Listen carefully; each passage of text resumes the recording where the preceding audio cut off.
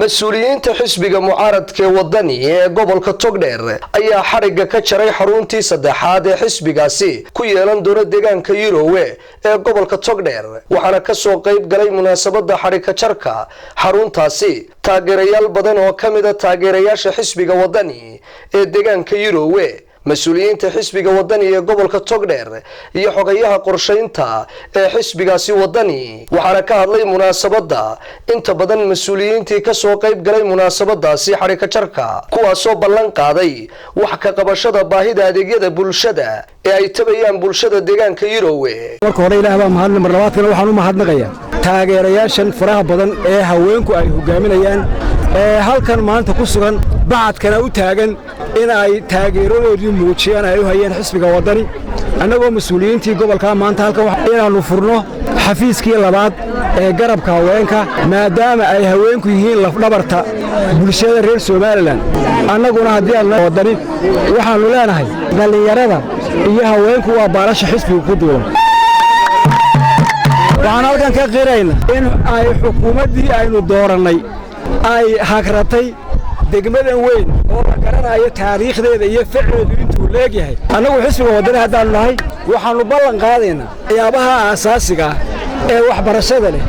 ee biyaha leh ee caafimaadka leh haddii Ilaahay idmo inaynan waqtiga dhow wax ka qaban doono kuwana waqtiga future-ka ee aanu dawladda noqono inaanu dhamaystiri doono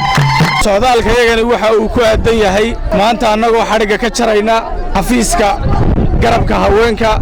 ee degmada Yirowe waxaa nasiib darro ah degmada Yirowe inay noqoto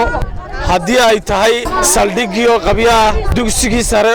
oo qabyaa waxaan u mahadnaqayaa bulshooyintan degmada Yirowe waxaan leeyahay waa mahadsantiin degmooyinka gobolka Togdheerna horseed baa u tiin in la idinku daydaabay noqonaysaa iyo isbeddelka daleelada qaadateen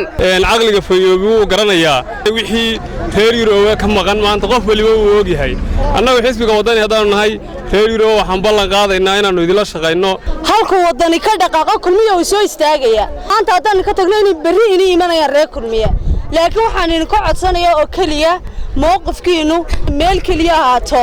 xisbiga wadani aynu wada ahaano bishaaro waxa weeyaan markaynu xisbiga la soo baxno waxa weeyaan afarta qodob ee ka cabateen afartaba waa helaysaa horta niyada u sheega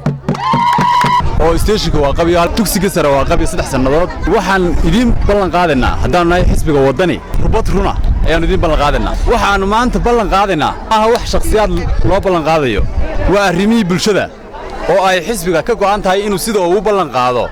u fulin doono deegaanka Yirowe xisbiga wadani waxa uu ku leeyahay taageerayaal aad iyo aad u ballaaran buu ku leeyahay waana taageerayaasha arkaysa waxa ninkii wax noo qabanaya waxaan idin leeyahay yaan la idinku bedelin mu'aamarado qabyaaladaysan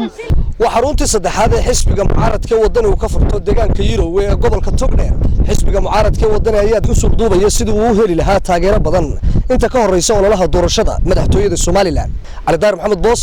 TV-ga Universal deegaanka Yirowe